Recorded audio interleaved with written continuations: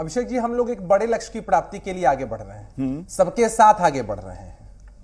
दो पहलू होते हैं। पहला पहलू ये कि किसी पद को सुशोभित करने के लिए किसी व्यक्ति के अंदर वो क्वालिटीज हैं कि नहीं, और दूसरा सचमुच वो व्यक्ति उस पद का दावेदार है कि नहीं। हमारी पार्टी के बहुत सारे नेताओं कार्यकर्ताओं ने कई मौकों पर कहा है कि नीतीश कुमार जी में प्रधानमंत्री बनने के सारे गुण हैं, वो एक विषय है। लेकिन नीतीश कुमार जी ने खुद अपनी व्यक्तिगत महत्वाकांक्षा को साफ कर दिया है कि वो प्रधानमंत्री पद के उम्मीदवार नहीं बनना चाहते हैं।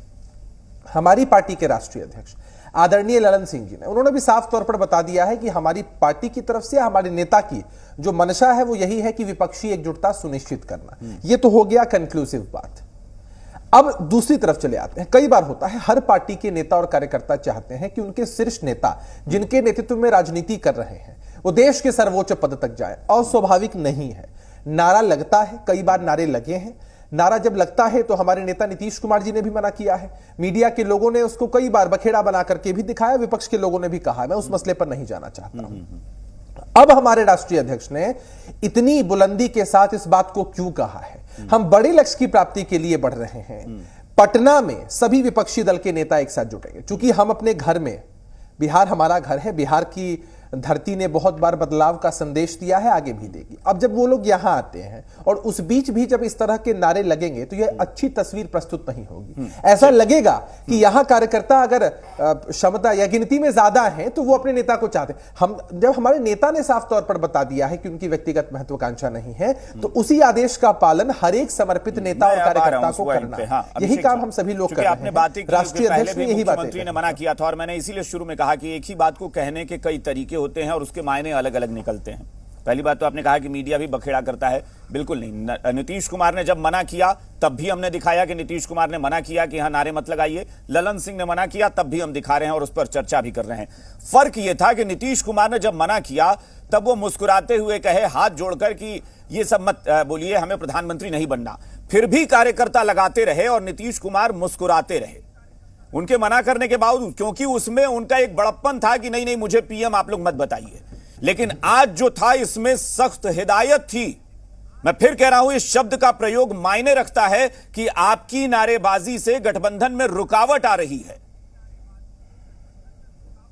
सोचिए कितना सीरियसनेस है अभिषेक जी, सोचिए कितना सीरियसनेस है हमारी पार्टी के राष्ट्रीय अध्यक्ष में, हमारे सर्वमान्य नेता नीतीश कुमार जी में। और जिस बड़े लक्ष्य की प्राप्ति के लिए हम लोग आगे बढ़ रहे हैं, उस लक्ष्य को प्राप्त करने के लिए जो जिज्ञासा होनी चाहिए, जो डेडिकेशन होना चाहिए, यानी मतलब एक भी विरोधियों को चित करने के लिए एक भी छोटा कंफ्यूजन नहीं होना चाहिए, किसी भी कीमत पर नहीं। और साफ तौर पर हम बता देना चाहते हैं कि किसी भी बड़े लक्ष्य की प्राप्ति बड़े बड़े सैक्रिफाइसेस से ही होती है। हमें तो कई बार बलिदान देना पड़ता है, और नीतीश कुमार जी ने इस बात को कई मौकों पर साबित भी किया है। मैं जवाब दे दूं।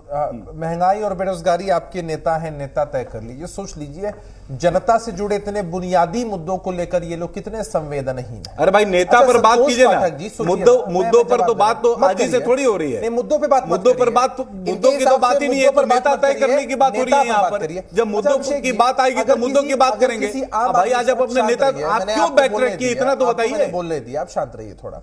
अभिषेक जी, आपने बैकट्रैक क्यों किया ये तो बताइए। शांत रहिए। हाँ, एक मिनट सुन। आप देश के किसी भी आम नागरिक से अगर पूछेंगे, आप बहुत छोटा सवाल उससे पूछिए कि आपसे जुड़े जो बुनियादी मुद्दे हैं, आपको उनका हल चाहिए या आपको देश में एक चेहरा, एक तस्वीर, एक नेता चाहिए? हर इंसान यही कहेगा कि किसी भी नेता का चुनाव इसलिए होता है ताकि उनकी बुनियादी समस्याओं की चर्चा हो सके और उनका जो सोल्यूशन है 10 महीने की महागठबंधन सरकार की एक छोटी सी उपलब्धि बता दीजिए। तो एक उपलब्धि तो बता नहीं पाएंगे अपनी सरकार के, और यही जाकर समाज में हल्ला करेंगे, ये हो गया वो हो गया। आपके कहने से नहीं ना हो जाएगा। आप अपने डिबेट का डेकोरम मेंटेन करिए, आपके कहने से नहीं ना हो जाएगा। जो सच्चाई है उसको रखिए सामने। अच्छे से आता है। संतोष जी, एक मिनट, डिबेट के डेकोरम को मेंटेन करिए। हाँ, अभिषेक जी आप अपनी बात पूरी करिए।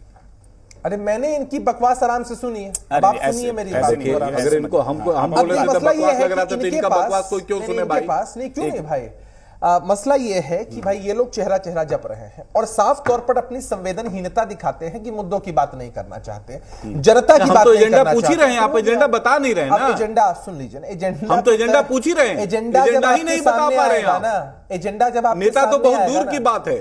देश की जनता आपके शासन से आपने जो जो वादे किया थे, आपने जो जो वादे किए थे, आपने बेरोजगारी को लेकर वादा किया, महंगाई को लेकर किया, भ्रष्टाचार को लेकर किया, सीमा सुरक्षा को लेकर किया, तनाव पैदा नहीं करना, कई ऐसे वादे हैं। लंबा समय लगेगा, लंबे समय लगेगा, मुद्दा चला जाएगा फिर। मैं कह रहा हूं ना कि भाई लंबा समय लगेगा। हाँ, एक बार संजय जी के पास। अच्छा, दूसरी बात, आप सीधे उस पर आइए। एक चीज मैं कंप्लीट कर दूं, बस एक चीज मैं कंप्लीट कर दूं कि ना सबसे बड़ी बात यह होती है कि महागठबंधन या जो भी गठबंधन का स्वरूप तैयार हो रहा है, इसमें किसी भी पार्टी के किसी भी नेता ने एडमेंट होकर कभी नहीं कहा है कि हमारे ही नेता प्रधानमंत्री पद के उम्मीदवार होंगे। और यही कहीं ना कहीं इस गठबंधन की खूबसूरती बनेगी ना कि हर कोई सैक्रिफाइस करने को तैयार है। और इसकी शुरुआत जब हमारी पार्टी, मैं एक बार डॉक्टर संजय के पास चलता हूं।